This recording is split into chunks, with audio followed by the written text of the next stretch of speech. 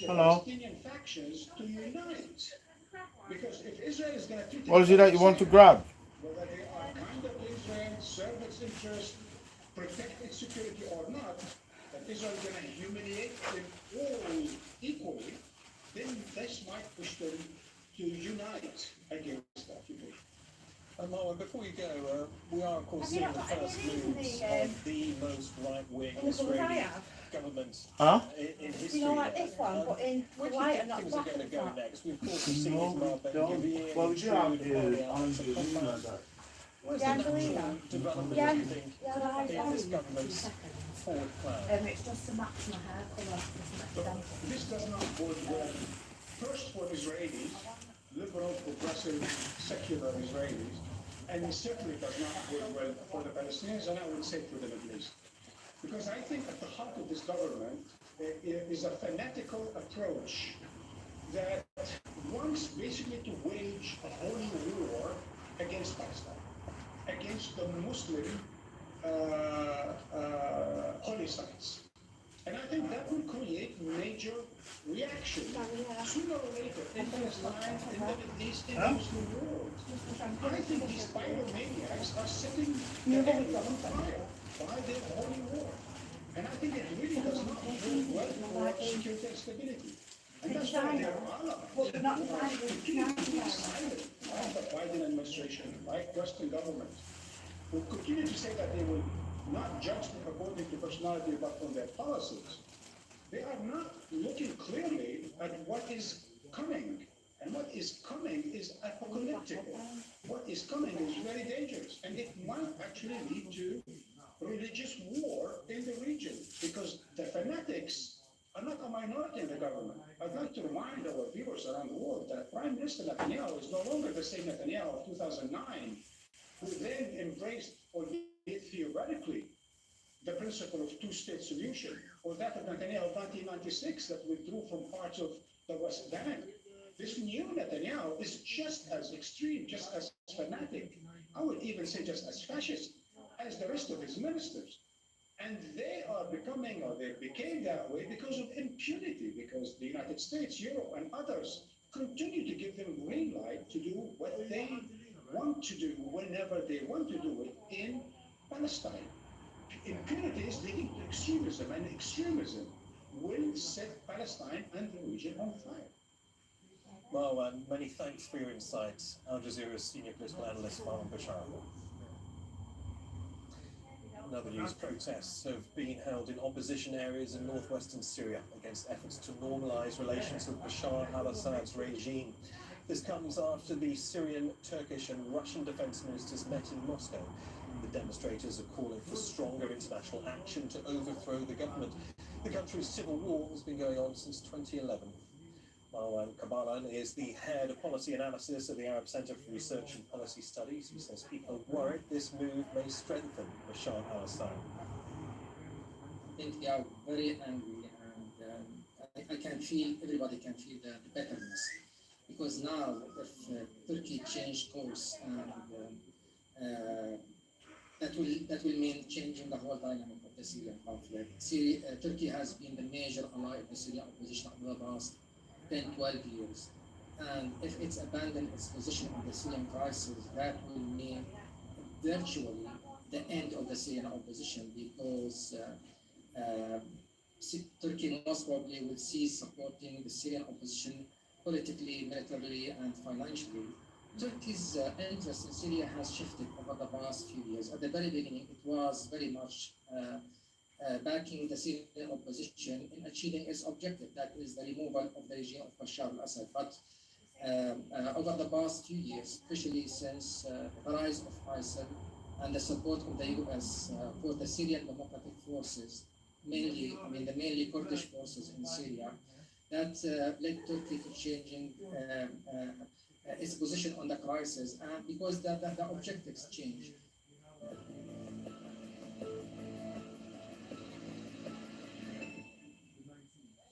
The Chinese authorities have urged people to limit the number of trips and gatherings ahead of the Lunar New Year because of the COVID-19 outbreak there. But they've stopped short of banning travel altogether. Hospitals and crematoriums are under pressure as infections surge. Katerina Yu reports from Beijing. In the fever clinic of this Beijing hospital, the body of a patient is taken away through a hallway filled with people infected by COVID-19. Beds and rooms are in short supply. A sudden lifting of virus restrictions last month sparked a nationwide surge in cases. It's forced staff to transform this hospital lobby into a makeshift ward for extra patients. Dozens, mostly elderly, are being monitored by a few doctors and nurses. Medical staff are under immense pressure.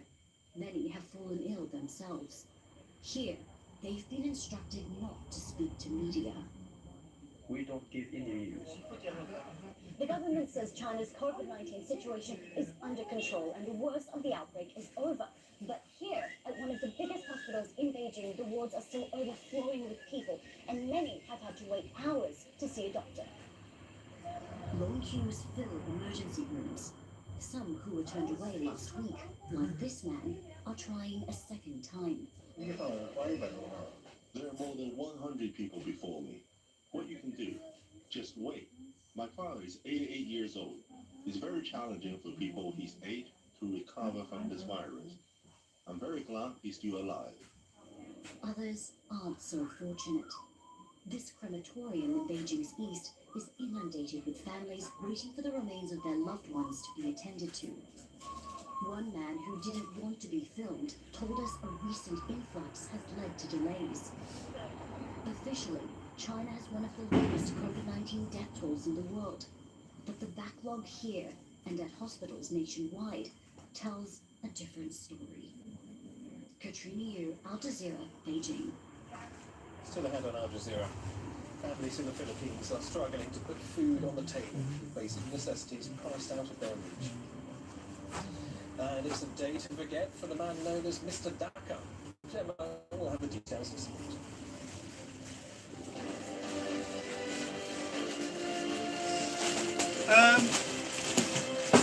What? Nails. You've just had them done, Darren. I know, I'm just saying the cripple nails. You need eyelashes, though. Hello there, we'll look at Africa in a moment. First, the Middle East, and we see some very hot rain in areas, in particular Saudi Arabia, where we see flooding in the west. The good news is, as we go into the new week, that rain will start to move away. But you can see a line of heavy Fuzzy rain bee. across some of the Gulf Fuzzy bee. states, Qatar, Bahrain, as well as the UAE, seeing some of that heavy rain. Sunday, it does start to showers across southern areas of Saudi. Some cloud lingering too. You're a dear man. But it's really across Are these the cheap perfumes? What do you say, Fiona? Weather as well, pushing up into the Caucasus. As we move to north, Oh, the small one's £5.45 here. rain lingering around. Have you got any that smell like Giorgio Armani as well? Edging as well. Side. South of it, we are some fine and dry picture. It's further south where we are seeing those seasonal rains. Stretching all the way from Angola to I've got that Savage, which that's strong now. Is it? We don't have the very small one, love. Which is the one you have? The £12.70 or the 100, the 100 mil. Can I try the 12.70 one, please? There's no tester there. Pardon? There's a tester. You want a tester? No. Oh, okay. Economic growth has cost the planet. There's a number of things that threaten our civilizations, and that's an existential threat. Earthrise asks if overhauling entrenched economic systems can help reverse the damage. We must go from degenerative systems to regenerating the living world. And meets the businesses balancing the books by making the planet as important as profit. That is a dramatic change. Where's your eyebrow pencils? You know, you... These are the best ones. Are they the gel ones? Yeah. That's dark brown. That's dark brown. Where have you gone? What's that? Yeah. Oh. Right, that's it. Are you sure that's it? Yeah. Are you sure that's it? Yeah. It's crazy.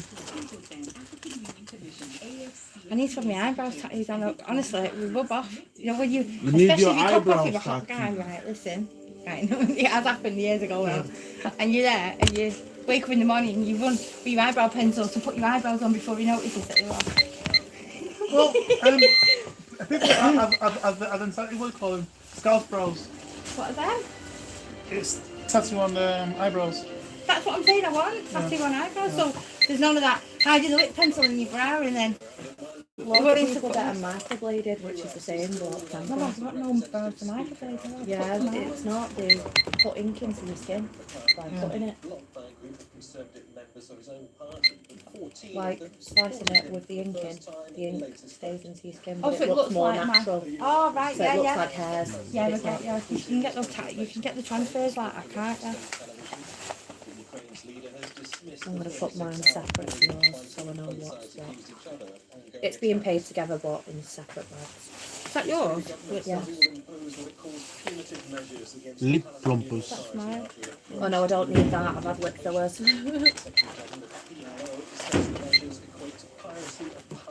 I've had them done 7 times.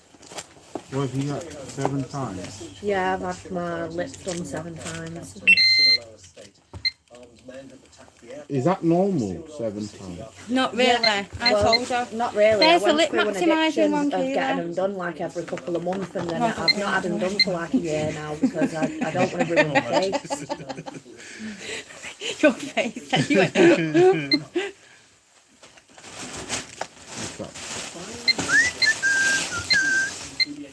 I've killed my old style, my blonde, with a street thing, with a headband. Yeah. That's what I've got. Oh, right, okay. They're unattractive. Because I don't like the ones I don't look right with dark on top of me. This is a nice colour, but it's So you are looking potentially for some light colour wig like that? like this. But without the fringe? Yeah, without the fringe. You know, maybe. Without the fringe. Yeah, without the fringe. Like them, but with no fringe.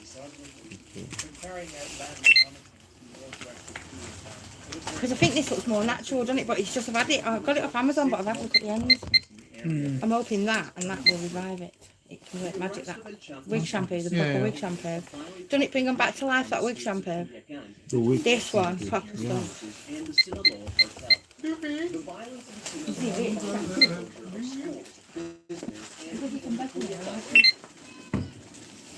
Can't go on them yet. Okay, this is 76 to 60. How much? 76. 76? In 2019, 60. Mexican security Can't forces afford it, see it. detained Ovidio Guzman, sparking a similar wave of violence that Hey, ultimately what's led that? to an order for Mexican president. 76. Girls, what you doing to me? It's not me. What you doing to me, you? Security experts, however, I think I spent about £20 at the most. the The rest of it is No, is it for these? yeah, $14.99 for $14.99. them, and I literally just got eyelashes and lip gloss and the necklace. That's 6. So just That's over 20. £21. See, so you, Yeah, they're mine. you young lady. Oh, they're not right. We'll have these in separate bags, please. I'm just going to put Okay, I mine get in my you. bag. Thank you. What? Oh, yeah, I can just put it in my bag. Thank you very much. Thank you very much. I got these in specially for me. Got an expensive lifestyle in you, woman. Expensive lifestyle. Yeah. Oh, definitely With the have wigs. not.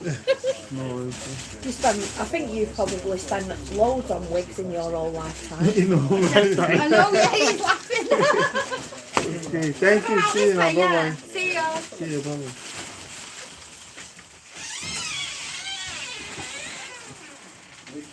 What a person say, go to on Saturday. Oh, look, from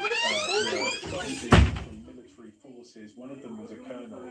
That is quite a death toll for something that was obviously a planned operation. I think gives a sense of the scale of this and how difficult it was to get to Ovidio Guzman, and also like how much the cartel, the Sinaloa cartel, controls Culiacan, controls that area, and what a presence they have there.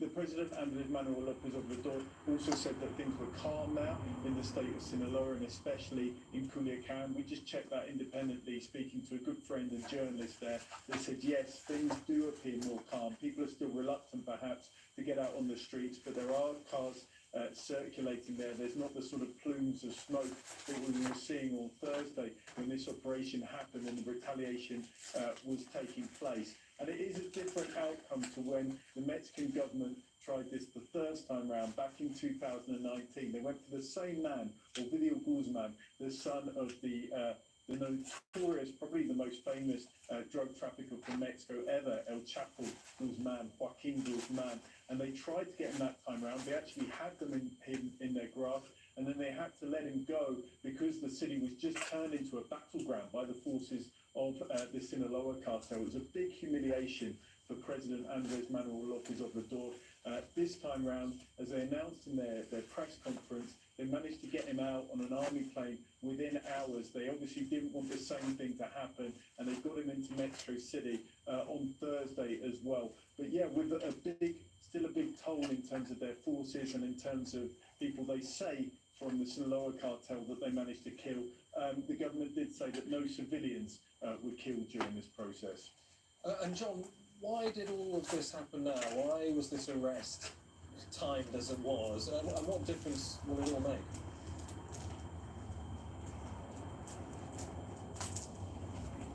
Yeah, I think we can't say anything concretely, but Manny there in his report sort of talked about the fact that on Monday there's going to be a summit here between President Biden of the United States, Prime Minister Justin Trudeau, and the Mexican President Andres Manuel Lopez Obrador, if he wanted, because it's alleged that he was really involved with trafficking fentanyl towards the United States. Now, that's a drug that President Biden has described as a flat killer, and it is the leading cause of death for people between the ages of 18 and 45 in the United States. It's about 50 times stronger than heroin. So that's something that the United States is really trying to get to grips with, and that's why they would have wanted Ovidio Guzman. And obviously, it's going to be a big of President Andres Manuel Lopez Obrador when those two meet each other on Monday to say, well, we did it. In the end, we got him. It might have not worked the first time around in 2019, but we did it in the end. One interesting detail is that it's just come out in Mexican media